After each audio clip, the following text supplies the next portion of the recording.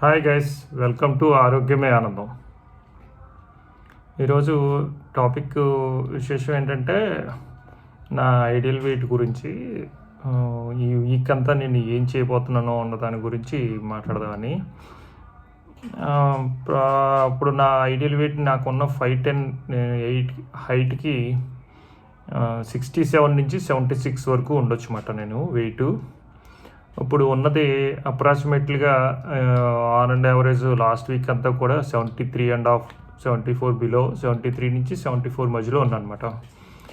మరి మీరు అడగచ్చు, ఇదేంటి నువ్వు బాగానే ఉన్నావు కదా, 76 వరకు ఉండొచ్చు, నువ్వు 74 లోపే ఉన్నావు కాబట్టి ఇంకెందుకు అని అడిగితే, నేను అనుకునేది ఏంటంటే నేను ఖచ్చితంగా 6 డేస్ని ఫాలో అవుతాను వీక్లోని.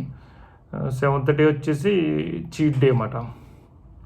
ఆ చీట్ డే రోజున నేను నాకు కావాల్సినవన్నీ తింటాను. ఆ చీట్ డే వీడియో మీకు సపరేట్గా చెప్పినప్పుడు చెప్తాను దాని డీటెయిల్స్. కానీ ప్రాబ్లం ఏమవుతుందంటే ఆ చీట్ డే రోజునే నేను మళ్ళీ 74, 73 ఉండాల్సిన నుండి ఒకేసారి 76, 77 కూడా వెళ్తున్నాను అనమాట. ఎందుకు అలా జరుగుతుందంటే ఆ రోజు కొంచెం సాల్టీ ఐటమ్స్ కానీ స్వీట్స్ కానీ ఎక్కువ తినడం వల్ల పుటాన్ అవుతున్నాను, ఒక 2-3 కేజీస్ అలాగా. అలాగే మధ్యలో లాస్ట్ వీక్ నాకు ఒక 3-4 ఫంక్షన్ల దాకా తగిలినాయి. ఫంక్షన్స్కి వెళ్ళినప్పుడు అక్కడ మళ్ళీ ఏవో తింటూ ఉంటాం, ఫుడ్ ఐటమ్, బయట ఫుడ్లు అన్నీ తింటూ ఉంటాం కాబట్టి మళ్ళీ వెయిట్ పుటాన్ అయిపోతున్నాను వెంటనే. అందుకని నేను అనుకున్నది ఏంటంటే ముందు నుంచి నా ఐడియా నేను 70కి రావాలని, 70.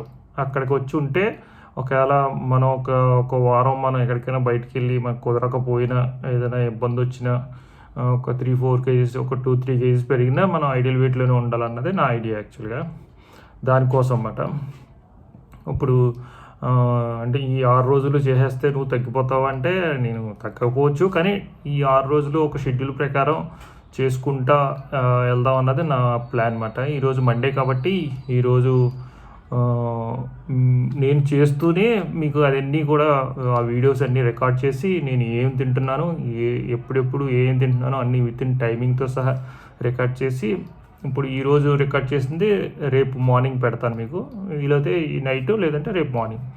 అంటే మండేది ట్యూస్డే వస్తుంది, ట్యూస్డేది వెన్స్డే వస్తుంది, అలాగన్నమాట.